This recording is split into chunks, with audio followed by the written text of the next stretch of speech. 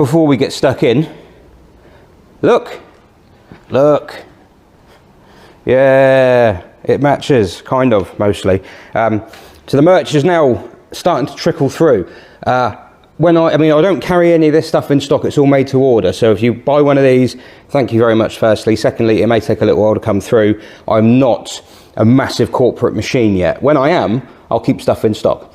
Do you know, if you'd have asked me a few years ago, you'll do YouTube and you will sell merch of your cars or stuff you've designed, I would have laughed at you, because it's really not me. But I've actually quite enjoyed this. So I'll probably keep doing it, because I have to keep changing them. But yeah, there you go. Hilda mugs are available, as are C6, SM, and there will be 48 limited edition Clement mugs to commemorate Clement's passing. They are colour changing, so they will be black because memorial, and then when you put hot liquids in them, they will reveal Clement briefly, and then Clement will fade away into history as the drink cools down, like he has in real life. The other day I put out a video with this car, the first one in, I forget how many days it was, I think it was 469. A lot of days had passed between the last video on this car, which was me putting it away and putting a cover on it and feeling sad because I broke it, and then the one the other day where I got it running and then tried to figure out why the brakes were seized. I figured why the brakes were seized. Well, no, I didn't. That's a complete lie. I didn't figure why the brakes were seized at all. What I did was discover that the front was binding, but it wasn't hydraulic related. A lot of suggestions in the comments, and of course I welcome those, as long as they're constructive. Yeah, there were some people saying, well, you should put some copper slip on the sliders and things. That may be normal. These may be people who have had these brakes before. They may know what they're talking about. I'm not disagreeing with you. The only thing I would say on the flip side of that is that the 2,500 miles this car did prior to the gearbox dying, it didn't have any, and the brakes worked fine.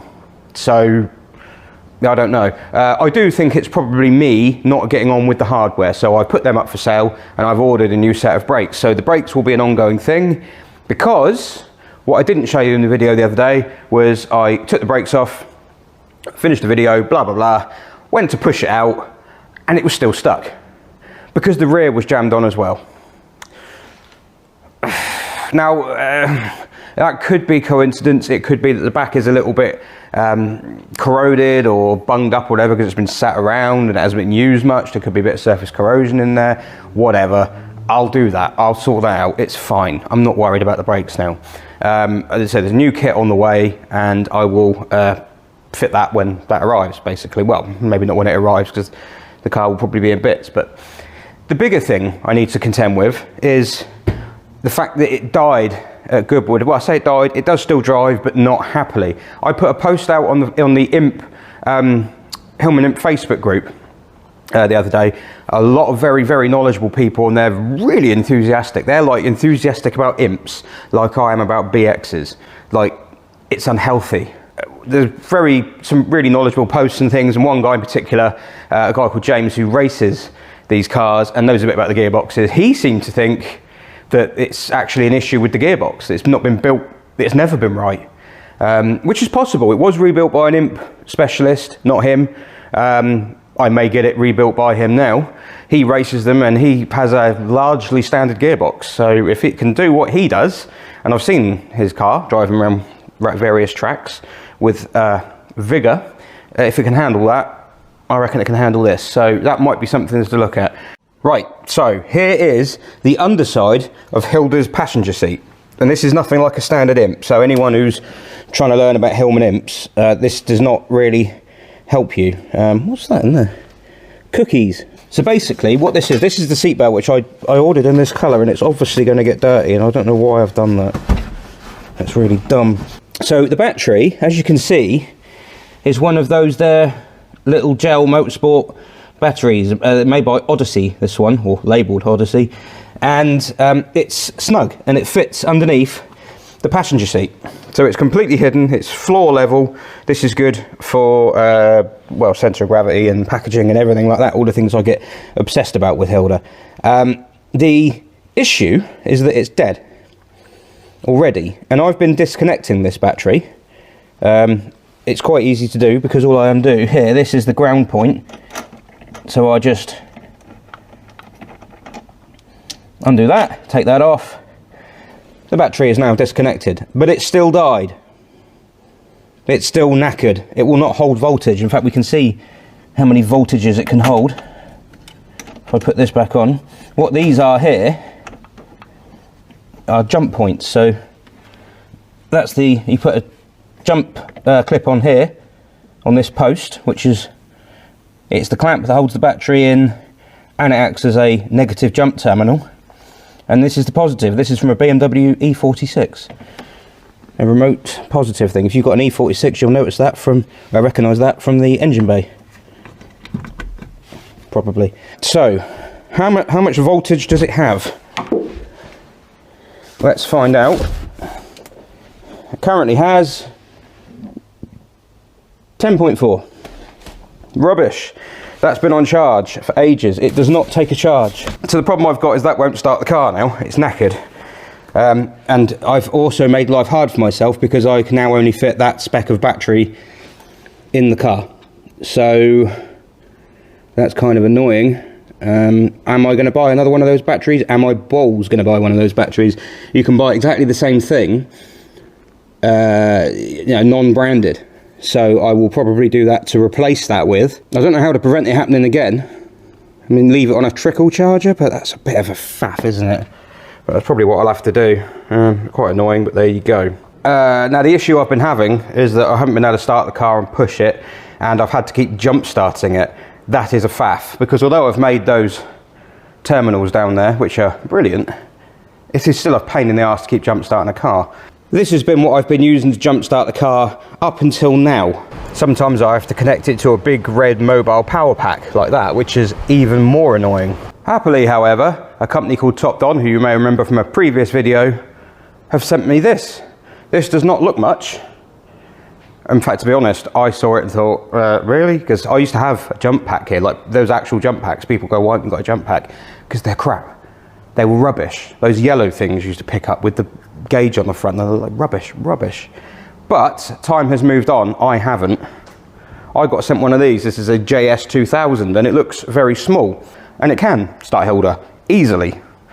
The thing that really surprised me, and I will show you this one day, not today because it's lashing down. It started Vecchi the other day. You know, remember I did the Rolling Road video and it died on the dyno. The battery is now dying. My little battery tester told me it was dying, and I went, oh, it still works okay. And now it's dead. Yeah, that span it over so fast. It's ridiculous. I haven't even charged it up since I got it. So I'll give you a quick demo, and then I'm going to take it all apart. So I'll give you a quick demo and say, right, there you go. That's how it works. That's how it functions. And then we can take the engine out. So basically, it's a nifty little box. You've got at the top here, it's got a USB 2 and USB 3 outputs. This is where the connectors for the battery crocodile clamps go. I'll show you those in a sec. You've got a light on the front. You thought it wasn't going to work then, didn't you? That's quite good. A little indicator tells you the capacity. I haven't charged this yet. So it's on whatever it had when it came out the box. On this side there is a 14 to 16 volt DC out power connector, sorry. That is novel. I like that. So you could run, like, I don't know, what sort of automotive equipment plugs into stuff like that? Maybe like diagnostics and things. They have that sort of connector, so you can charge things off it. That there is the only input on it. That's just a USB-C connector. You can charge this up off your phone charger, and it starts a van. What is going on with technology these days? It's amazing. So this is nifty. I'm really pleased with this. So all we do is we got our jump leads here, which are little, they don't look heavy duty at all, but it's amazing what they can do. That plugs into here. It now lights up. It knows that it's got that plugged in. Okay, so now we're going to test to see how robust it is. Those lights there will tell you whether the red light will come on if you've got it round the wrong way, so it's got reverse polarity protection. So at the moment, they can touch, it doesn't matter. It's not going to short out because it knows it's not connected to anything. And then if you've got a really, really dead car, you press the boost button.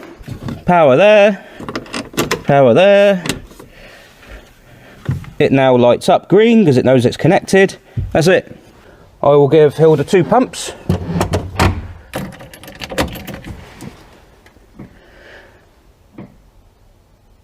What's the vote? It says 10.4 there now.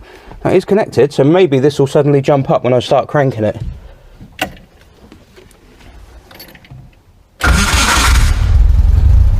Well, it didn't even have to, did it? Now the alternator's charging.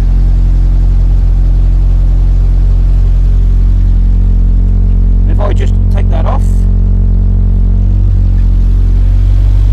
there we go. And just for complete transparency, it is now disconnected. If I try and start it again,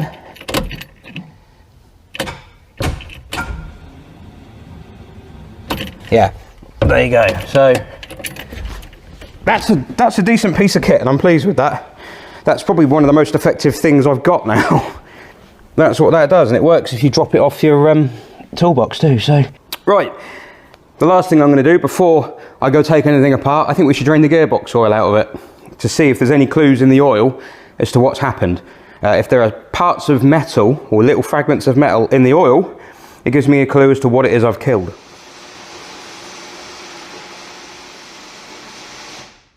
One of the advantages I have got here, I forgot I fitted this. I think that's a magnetic sump plug, drain plug. So I think that's got a magnet on the other side of it. So we shall see what's stuck to that. So let's get some of this oil out and see what's in it. Oh, Hilda, what cruel fate has befallen thou? What are you talking about? That was you dick. Let's see what comes out. Oh. Oh my God.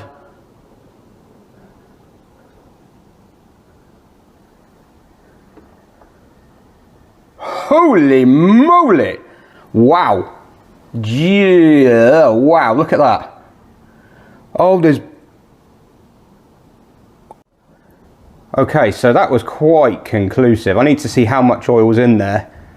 Yikes. Is that bubbles in there, or is that bits of metal again? I did put a magnetic sump plug in it. Look like Bart Simpson, doesn't it? Jeez, I think the magnet is down here.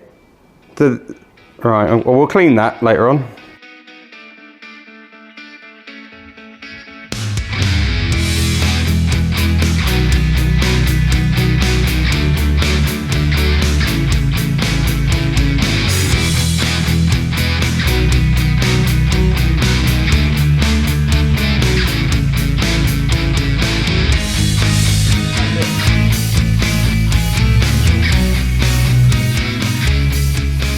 Right, so here is the drain plug. The gearbox oil is still draining, and I'm looking at how much is in that and thinking, did I overfill it?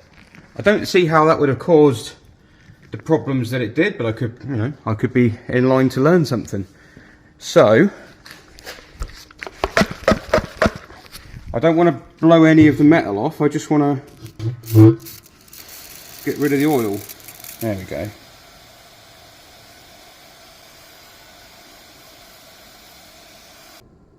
Oh, it's got a right little mullet top going on there, isn't it? Hubnut will be jealous. Those best with a gift of memory will remember that this car has got waterless coolant in it. So I've actually put some drain points here, one of which has been leaking by the look of it, because I want to keep the coolant, because it's expensive. This car has quite a lot in it, because there's pipes that run backwards and forwards. So these are the drain plugs to and from the radiator. The red cable tie there does signify which of the pipes it is, whether it's to or from, but I have forgotten because I didn't write it down which one that is, so it might as well not be there. M12. God. Bloody hell. Oh.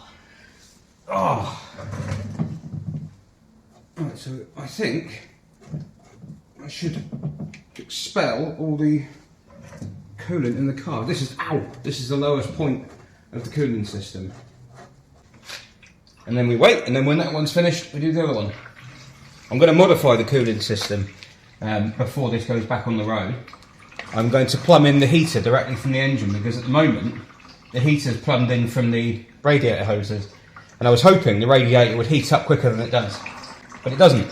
So I'm going to plumb in the heater circuit separately from the engine, as it would have been on a Saxo. I should have taken the rad cap off. That's up there.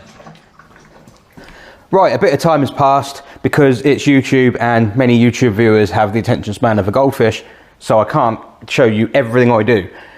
To be fair, it's all kind of boring how it all comes apart anyway. I've taken apart, or disconnected I should say, everything from the engine to the car. I think. Everything? We'll find out. I also have to remove the engine cover, as in the rear lid, which is very heavy and very difficult. The beauty of carbon fibre. You just, yeah. Oh, but the back of that car is too heavy because the engine's heavier than the standard imp. Ooh. Yeah, there's many things like that. Basically, this is still connected to the car and the engine sits on this. This is the rear cross member. Now I've got to remove that, but I've disconnected, I think, all the electrics. I've disconnected the throttle linkage. I've disconnected the drive shaft. Oh God, that was fun. I've gone through loads of stuff, so I think largely it's ready to go.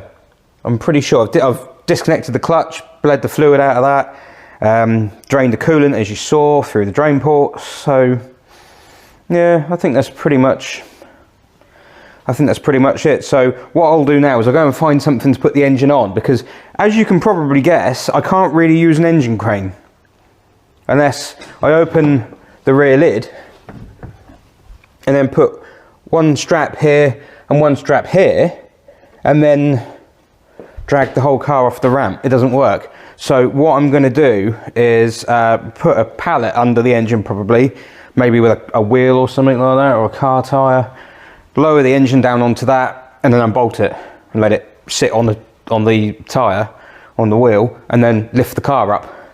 That's kind of how I'm going to do it, because yeah, otherwise, well, that's just the way to do it. But now, basically, I've got a few bolts each side here to undo, and then I need to take the weight of the engine before I do that, because I say the engine sits on this. This is structural.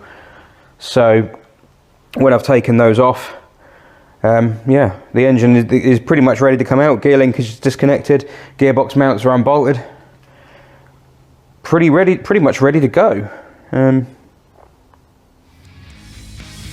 So I should do it. I should do it. I'll do it now.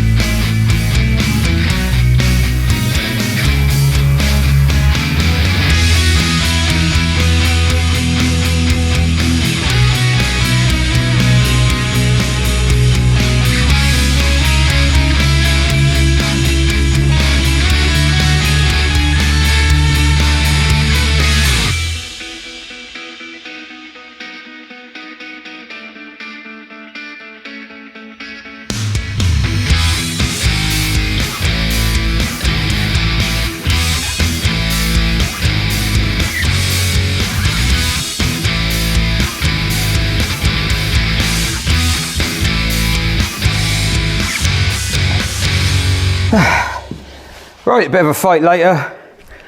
There is Hilda's powertrain. Makes it sound much more modern than it really is. So yeah, that is basically it. This is a Hillman Imp transaxle, a broken Hillman Imp transaxle, with a Citroen Saxo VTR engine. And this little shiny thing here is the magic that allows them to connect together. There's a bit more than that. There's a lot more than that. But although, do you know the really funny thing once? I had an email from someone once who said, "Oh, could I have the plans for that connector, for that adapter to stick one on the other?" Yeah, you can have them, mate. Yeah, you know, I mean, hours and hours and hours of work that went into it. Right, so I need my socket set. Now what I'm going to do before I go home is I'm going to take this gearbox off the engine. It's not going to tell me anything, I don't think, but it's a nice finishing point, isn't it? So let's see. The car is now back up in the air.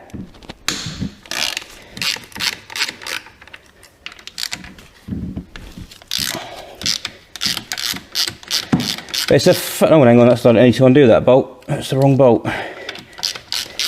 You lose track of which bolts hold the adapter plate to the engine and which bolts hold the gearbox to the adapter plate.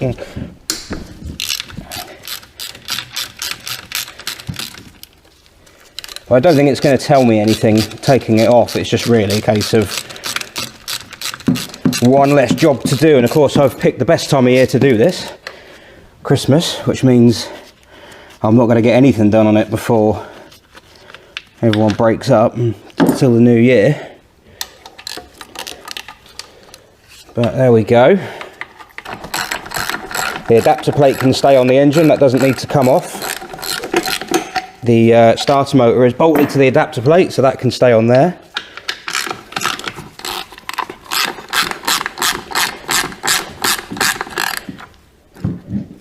It's getting a bit wobbly now. Really mucky, this, because of course I was rushing all that work I did on it before, where I was changing rocker cover, gasket. Well, no, I took the rocker cover off, didn't I? I modified it, and then I was doing something with this end plate here, and of course that let a load of oil out, and because I was rushing it all, I never actually had a chance to clean the engine. Why is it not coming off? Oh, because I'm being a complete muppet. I am being a complete prat. There's a stud at the bottom that holds the oh god, oh bloody hell, now I've done it. Sorry, you're just gonna have to hang. Don't like hanging that, but yeah, there's a stud at the bottom which pulls the gearbox or transaxle, whatever you want to call it, towards the adapter plate. And I've removed the nuts from this. I've removed the ones on the wrong side. Plum. I'll talk about plans while I'm doing this. So one of the other jobs I've got, I want to sort out is some sort of air filter, because Hilda hasn't got an air filter. Got nothing. And that engine bay gets dusty. So I want to put something on, but I don't have the space to put anything meaningful on. Oh, come on! I don't want to get the engine crane out just to pick the engine up, just to get this off. And before you say, why don't you take the adapter plate off the engine, that's more work. I'm angry with myself. It just won't get started on the thread. I can't, I mean, I'm doing it, honestly, it's like performing microsurgery through a letterbox. Oh, I really should have undone this when it was on the ramp. I'd like to say, well, you'll remember next time, won't you? But I probably won't.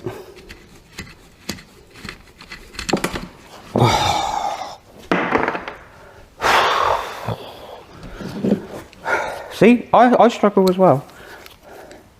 I'm not perfect.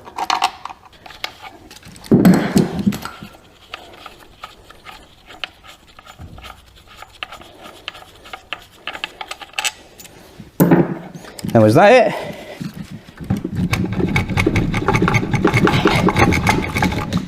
Come on.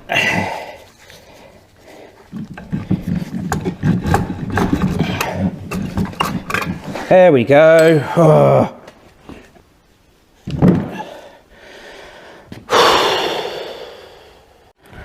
Right, there we go. So that is largely a standard Hillman Imp transaxle, but there are a number of differences. Firstly, this this kind of backwards cylinder arrangement here, it is very small because there isn't the room to have. I mean, the normal Hillman Imp clutch slave cylinder sits here because the engine sits almost laid flat, not completely, but and there's enough space for that to sit above it. But this can't. This has to sit here between the arm and the engine. So I've had to modify the arm. This is a standard arm, but all of this here is not. That is all non-standard. It's got an adjustable rod in it, push rod, for when the clutch wears. And then this down here is the, I don't know if you can see it. So we've got a release bearing there from a Saab 900, I think. That is an MG midget housing. So it used to have a carbon thrust washer in there, like the standard Imp does, but that got all hacked out, and then a boss was made and pressed into it, and then bonded and screwed and all sorts. And that is what the housing for the thing sits in. Knocked it out. So yeah, that it basically the offset. It's near the standard Imp one is shallow, I think, or is it the other way around? There's the Imp one deeper and that one's shallow. Yeah, it might be. That spring there, God, that spring there is to keep this flat when it moves. Well, it doesn't completely do it, but yeah, when it's all together, it's like that sort of thing.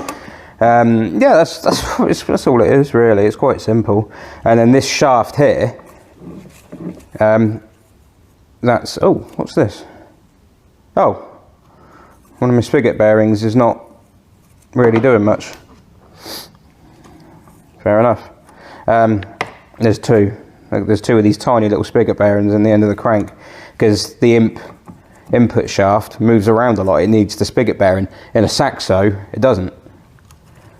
Saxo, there's no spigot bearing at all. This is like rock solid. So, but yeah, so yeah, there's two of those because they're so small. There's two in the end of the crank, one there and one next to it, so it's fully engaged. But yeah, basically that's all that is. So I don't think there's any issue with any of this. I'm gonna have to take all this apart again, which is annoying. But I suspect our problem is in here, and this is all standard Imp. This is, I don't know if it's the spec that would have been on this car new. This isn't the gearbox from this car. It might, I mean, it is an Imp gearbox. I don't know what spec of Imp gearbox it is. Imp aficionados might be able to tell me, but I don't know if this is a good one or a bad one or what. Well, it's a broken one at the moment. So I'm going to send this off and yeah, see what can be done with it basically. Yeah, no, as for the engine there, that is, I mean, anyone who knows Saxo VTRs is going to find that quite familiar, other than the back of it, or the front as Citroen refer to it, because this is cylinder number 1 for a Citroen, believe it or not.